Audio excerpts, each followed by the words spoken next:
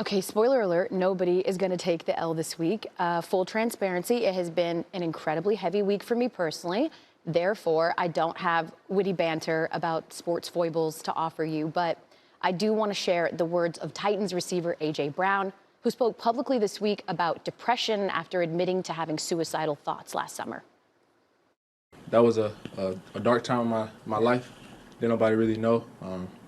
But I posted it because I wanted to encourage others to seek help whenever they are down. I didn't know, really didn't take in consideration what depression really was. I always just brushed it off. That's how I grew up. I just brushed off my feelings, and it got the best of me. I have not been here the last couple of days because I was at a funeral, watching a mother and father bury their son, watching a sister and brother say goodbye to their sibling, watching 3 children throw roses on their father's casket. And I witnessed that because depression is a life-threatening illness, and we have to talk about it. It's interesting because I actually found out about my friend's death a couple of weeks ago, 15 minutes before I went on air, and I still did the show. And that's ironic because it mirrors so many people's battle with depression. You have this painful secret and you don't want to burden others with it. So you say the show must go on, and you swallow it and you smile, and then you talk about sports. Or if you're A.J. Brown, you play them, and you just keep doing that until one day you don't.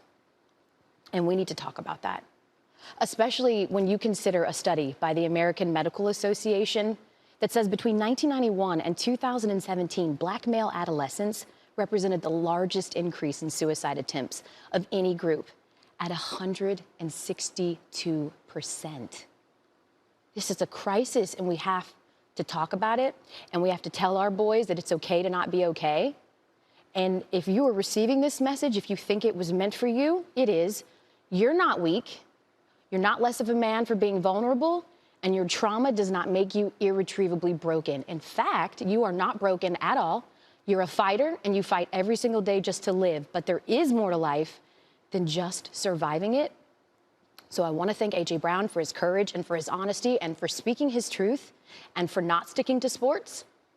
I want to thank him for talking, because undoubtedly he inspired someone else to talk about it.